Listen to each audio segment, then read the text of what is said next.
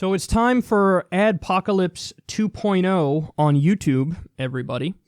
Now, the first one, as I've stated repeatedly, never really ended. It just got less shitty. There was a brief period there where we were on a blacklist. Secular Talk was on a blacklist, where we made no money, even though we had, over 500,000 views a day. Nothing. David Pakman was also on the blacklist, by the way. They claim there's not a blacklist. There is definitely a blacklist. There was a time where they shut down all ads to our channel. But the bounce back was, hey, we're making absolutely nothing to, well, now it's a 60% cut, so be happy that you at least got 40%. That's where we've been at, and you guys have saved the day. By the way, thank you so much to all the patrons. You have no idea how much it means to me and how important it is that, you guys who are living your life, working, going about your business, you care enough if you enjoy this content to just throw like $2 a month our way. I mean, that means so much. It took me from not being able to sleep because our entire business collapsed in a day to saying, oh, okay, we've stabilized. So thank you to each and every one of the people who support this show. And I mean that from the bottom of my heart. Now Adpocalypse is getting worse. So this is from Reuters. Google broadens takedown of extremist YouTube videos. It all hinges on what they mean by extremist, doesn't it? Alphabet Inc.'s Google is in the last few months has begun removing from YouTube extremist videos that do not depict violence or preach hate. YouTube said on Monday, a major policy shift as social media companies face increasing pressure from governments. So they say YouTube terms already banned terrorists from using it. So I've noticed that when you have the word terrorist in a title, instant demonetization. ISIS, instant demonetization. Usually Israel, Saudi Arabia, instant demonetization. Sometimes we're able to skirt the algorithms by, you see those weird letters I post in the titles? Sometimes that effectively skirts the algorithms and it stays monetized, or at least it stays monetized for a longer period of time than it would have if I didn't do that trick. But sometimes they catch on to it and they get rid of it. But they say the new policy keeps out videos, quote, uploaded by others that militants would likely try to distribute if they could have accounts. Okay, so do you get that? They're saying anything that could potentially radicalize people, going to get rid of it. Well, let me ask you guys a question. I've covered countless stories, I just did it this week, of U.S. drone strikes that massacred civilians. Can that possibly radicalize somebody? Yes. 100%.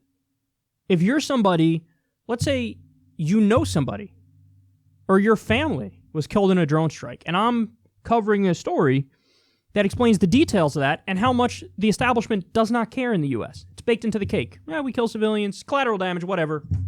It is what it is. Theoretically, can that story put somebody over the edge and they become a militant? Yeah. Does that mean I shouldn't cover it? No, it's a fact, and I'm going to cover it because it's true.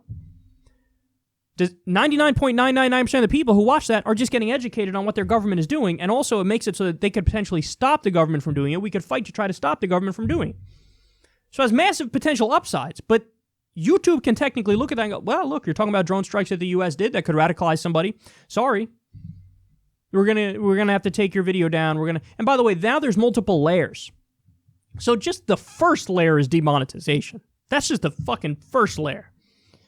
But then you get to, there's this scary new thing where there's like protected mode that they put people on, but then there's also a mode where they try not to let your shit go into the shared videos as much and try not to ever promote your videos, even if it's relevant to what the keywords people usually search for. So there's many layers of like de facto censorship. And look, in some instances, nobody's denying that there aren't actual hateful videos on YouTube like neo-Nazi stuff or, ISIS propaganda and stuff. But my argument's always been, listen, they're not, I totally get the demonetizing that. 100% get it. If they're literally like, we are in ISIS and we want to behead people, yeah, you could demonetize that, no problem. But the idea of even pulling it down is like, why are you acting under the assumption that when people look at that video that they're automatically going to want to join ISIS? When the overwhelming majority of people are going to look at that like they would look at a documentary on Hitler, and they'd go, oh, you guys are fucking horrendous and we hate you. So the scramble to always censor or deplatform or hide stuff, that's not an instinct that makes sense, man. It really does not. All right, let me give you more. They also say, quote, inflammatory, religious, or supremacist content is demonetized. So again, now you're getting into, where do you draw that line? Supremacist, inflammatory, religious, or supremacist content. So that includes ISIS, obviously, Al-Qaeda. What if it's just a very conservative Muslim preacher? What if it's a very conservative Christian preacher? We cover Rick Wiles on this show. Rick Wiles the other day, he was saying how, the left and the communists and the Muslims are the new Nazis and they're coming to kill Christians. That's not true, and that could radicalize somebody. Should his stuff be pulled down? That is supremacist content, inflammatory religious content. When is it supremacist content when it comes to white supremacy? Like, okay, neo-Nazi, sure. What about somebody who's a neo-Confederate? What about somebody who's just a run-of-the-mill racist far-right person? Where do you draw the line? Where do you draw it?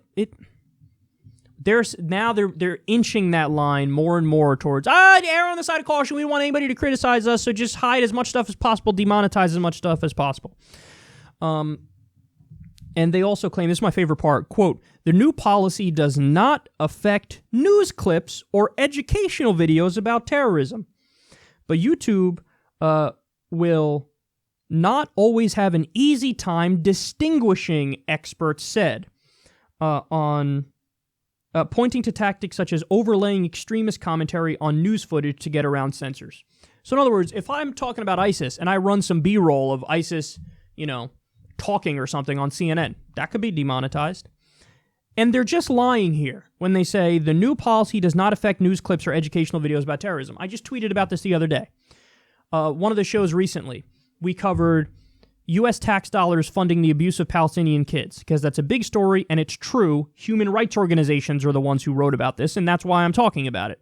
We covered a story from ABC, I think it was ABC, of the Rohingya Muslims in Myanmar fleeing. I'm covering how they're starving, and nobody cares, and I did commentary on that.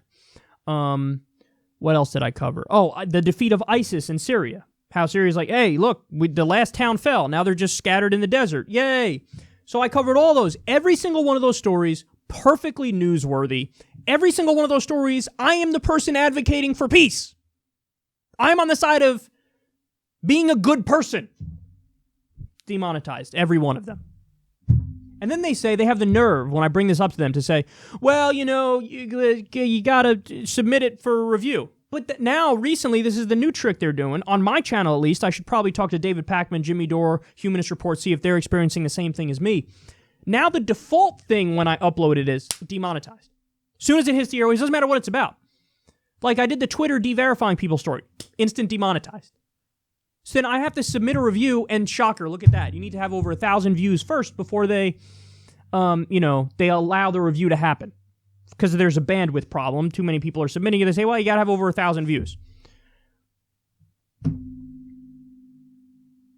And when you submit them for reviews, I submitted the Twitter de-verification one for review. They said, no, this is correct. We're not going to monetize this. Why? I'm talking about Twitter de-verification. How is that fucking... What's wrong with that?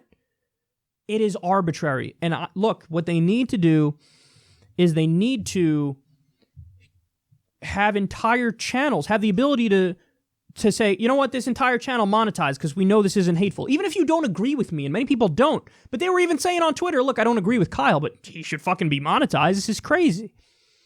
So, and again, here's my question. Do you really want tech giant oligarchs to be the ones deciding what constitutes free speech and what doesn't, what's acceptable and what's not acceptable. Mark Zuckerberg might fucking run for president. Should he be controlling? Should he have a say in what news is real news or not real news if he might run for president? These are the same people who would have said back during the lead up to the Iraq War, you're not allowed to say that Saddam doesn't have weapons of mass destruction. That's wrong. So maybe demonetize that, hide that, call it fake news. You say the DNC was rigged. Well, that goes against the mainstream narrative, so we're going to hide that too. That's the same as some bullshit Alex Jones says about frogs being gay or Sandy Hook being an inside job or conspiracy theory or whatever. Don't trust the Silicon Valley oligarchs. Don't believe me? Take the Twitter example. Ask Peter Douche about that. You know who Peter Douche is? Peter Douche was a parody account that mocked Peter Dow, the most pathetic corporate Democrat in existence. It said in his fucking bio, I am a parody account. His name was Peter Douche, not Peter Dow, on the site. Did nothing but mock corporatists and neoliberals. They pulled him down. He was like, this has to be some sort of mistake applied to get back. They're like, no, it wasn't a mistake. We're pulling you down. You're going to trust those same people. Those people do it for Twitter, but then there's people who do it for Facebook, people who do it for YouTube. You're going to trust them to determine whether or not my video should or shouldn't be monetized. Fuck you. The whole channel should be monetized because everybody knows I'm not preaching hate. You could disagree with me. I ain't preaching hate, bitch. And then the final thing I want to bring up about this is, look at this. This is from journalist Kevin Rothrock, okay? It says, cheering Google News decision to de-rank RT and Sputnik. It's part of the company's ongoing crackdown against offensive sites. Here are some other apparent targets. So Google said the other day, look, we're done with RT and Sputnik. What we're going to do is basically hide their stuff. So even if you do a search that's relevant, where there's an article on RT or Sputnik about it, it could have nothing to do with the Russian government or anything like that. You know, we covered a story from RT recently about, I don't know, what was it, like a robotic sex doll or something? Or some man in Denmark who was arrested for having sex with a doll that looked like a child or something like that. That was a story from RT. Totally factual, you know, normal story to talk about. Well, now they're saying all RT and Sputnik content, hide it. So even if you search for something relevant, it's harder to find it. So de-rank it. Okay, well, because they say, oh, it's fake news, it's Russian propaganda. Are you going to hide everything from CNN and MSNBC and ABC and NBC and CBS for pushing the Iraq war lie? For literally calling torture enhanced interrogation because the Bush administration said, yeah, call it enhanced interrogation. We don't agree that it's torture. They followed them like servile puppy dogs. Are they fake news for pushing fake news endlessly? No, because by definition, our mainstream outlets are fine. You know what's not fine by definition? Our alternative outlets. What's my proof? Look at these numbers. So, oh yeah, Google should prioritize stuff. Well, look at what fell here. WSWS, I don't know who they are, admittedly, fell by 67%. Alternet fell by 63% because they say they're fake news just like Alex Jones. Global Research fell by 62%. Consortium News, these are all left-wing news outlets, fell by 47%. Socialistworker.org fell by 47%. Media Matters, which is even relatively, you know, establishment-y, because they do carry water for the Democratic Party, they fell by 42%. Common Dreams fell by 37%. International Viewpoint, 36%. Democracy Now! Fell by 36%. Democracy Now! They're saying is fake news like Alex Jones. WikiLeaks fell by 30%. Truth Out fell by 25%. Counterpunch, 21%. Traffic way down because Google is deprioritizing them.